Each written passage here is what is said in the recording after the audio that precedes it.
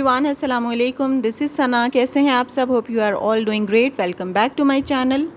जनाब, आज के व्लॉग का आगाज़ मैं कर रही हूँ सुबह के 9 बजे से और बच्चे स्कूल चले गए थे। रूटीन थोड़ी सी चेंज हो गई है कि इस्लामाबाद में स्कूल 15 अगस्त से स्टार्ट हुए थे बच्चों के, और बच्चों ने माशाल्लाह स्कूल जाना स्टार्ट कर दिया है। और उसी के साथ साथ मेरी रूटीन भी चेंज हो गई है। ज़ाहिर है, जब हालात आपके डिफरेंट होते हैं तो आपकी रूटीन भी चेंज होती जाती है।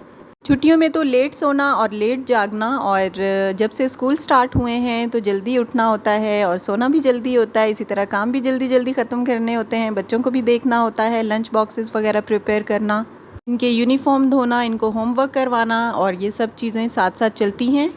मैंने किचन के काम आज सुबह से ही स्टार्ट कर दिए थे। बच्चों को मैं नीचे स्कूल छोड़ कर आई थी और उसके बाद मैंने आगे सबसे पहले किचन का काम किया, और उसके बाद मैंने डस्टिंग, झाड़ू, मॉपिंग और ये सब जो नॉर्मल रूटीन के काम होते हैं। और यहाँ पर मैं सिंक का एरिया साफ़ कर रही थी क्योंकि 3-4 दिन से मैंने इसे वॉश नहीं किया था और ये एरिया थोड़ा गंदा सा हुआ था, ग्रीसी हुआ था।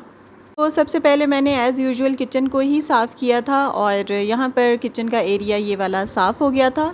और इसके बाद मैं आई थी लाउंज की सफाई करने के लिए, क्योंकि इसकी थोरो सफाई किए हुए भी मुझे ऑलमोस्ट 15 से 20 दिन हो गए थे, और सोफ़ों के नीचे काफ़ी डस्ट होती है और उसको मुझे साफ़ करना था। तो मैंने सोचा कि मैं इसको शूट भी कर लेती हूँ और आप लोगों के साथ शेयर भी करूँगी। और मुझे एक्चुअली ये व्लॉग कल अपलोड करना था, लेकिन कल मेरे पास बिल्कुल भी टाइम नहीं था, संडे था और मुझे बहुत सारे काम थे। छोटे छोटे काम होते हैं जो मैंने संडे के लिए रखे हुए होते हैं, लाइक बच्चों की ऑयलिंग करना और छोटे छोटे काम होते हैं। इनकी कॉपीज़ थी जो न्यू, उनको मैंने कवर किया था, और बुक्स की बाइंडिंग के लिए भी मुझे जाना पड़ेगा, तो वो मैं कल या परसों के लिए करूँगी, या हो सकता है नेक्स्ट वीकेंड पे ही करवाऊँ, क्योंकि बच्चों को बुक्स चाहिए होती हैं वीक डेज़ में। और इसके अलावा ये काम भी मैंने संडे के लिए ही रखा हुआ था, जो कि था सोफ़ों के, ये जो काउचेज़ हैं इनके मैंने कवर्स उतारे थे और इनको वॉश किया था।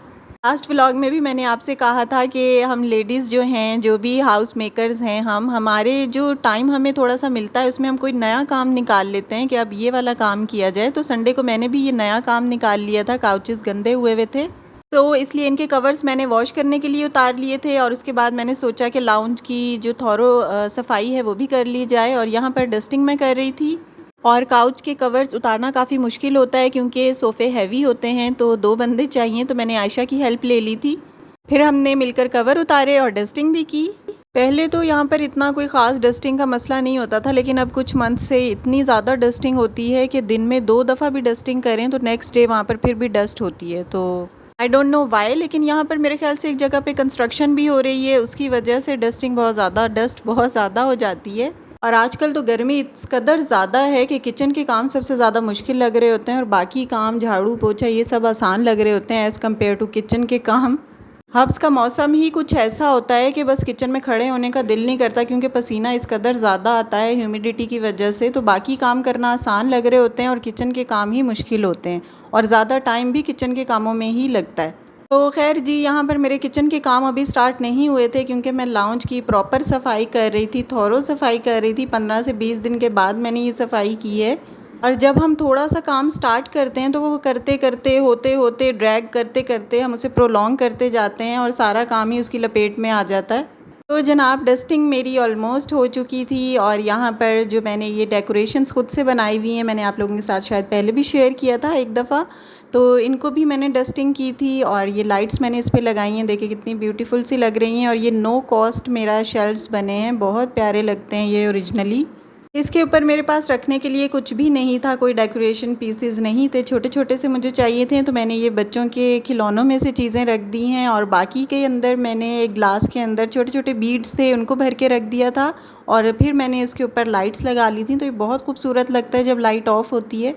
और ये बनाना भी बहुत आसान है। पहले मेरे पास काफ़ी टाइम होता था तो मैंने ये तब बना लिया था, लेकिन अब मैंने यूट्यूब स्टार्ट कर दिया तो अब मेरे पास बिल्कुल भी टाइम नहीं होता, क्योंकि वीडियो की एडिटिंग, शूटिंग, इस सब में बहुत टाइम लगता है। तो अब इस काम से बिल्कुल भी मुझे टाइम नहीं मिलता। खैर, किसी दिन मैं ज़रूर इसको आपके साथ शेयर करूँगी, घर पर आप भी बनाइएगा, बहुत आसान शेल्फ्स हैं ये।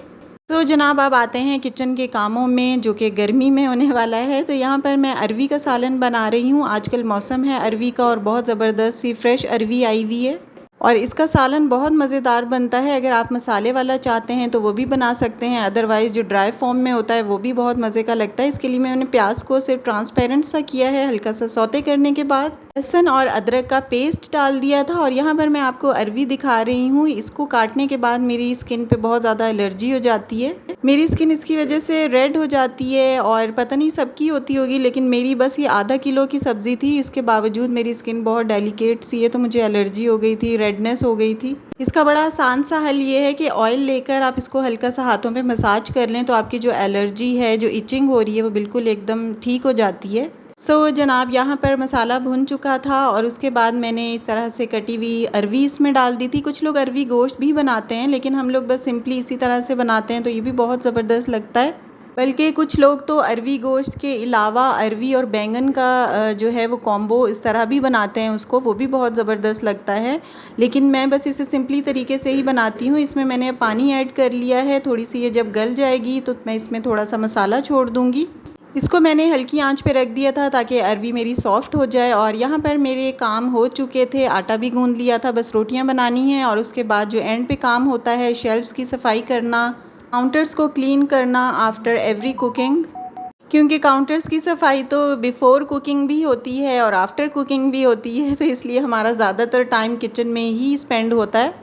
आज मेरा काफ़ी टाइम किचन में गुज़रा था, क्योंकि मैंने किचन की भी सफाई की थी और लाउंज की भी सफाई की थी, क्योंकि अरवी पकाना मुझे काफ़ी आसान लगता है और इसके अलावा मैंने काट के इसे रात को ही रख लिया था, इसलिए बाकी कुकिंग फिर बहुत आसान रह जाती है जब सब्ज़ी भी कटी हुई हो और स्पेशली लहसुन और अदरक भी हमारा पेस्ट बना के हमने जब रखा हुआ हो, तो कुकिंग बहुत आसान हो जाती है।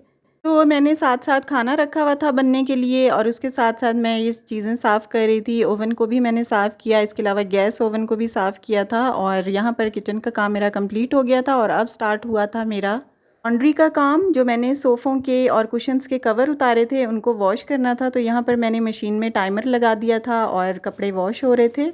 वॉशिंग पाउडर मैंने थोड़ा सा ज़्यादा डाला था और टाइमर भी ज़्यादा लगाया था, क्योंकि कुशन के कवर काफ़ी गंदे हुए थे। यहाँ पर व्लॉग आज का ख़त्म होता है। वीडियो अच्छी लगी तो ज़रूर लाइक करें, चैनल पर न्यू हैं तो चैनल को सब्सक्राइब भी करते जाइएगा। मिलती हूँ नेक्स्ट वीडियो में। अल्लाह हाफिज़।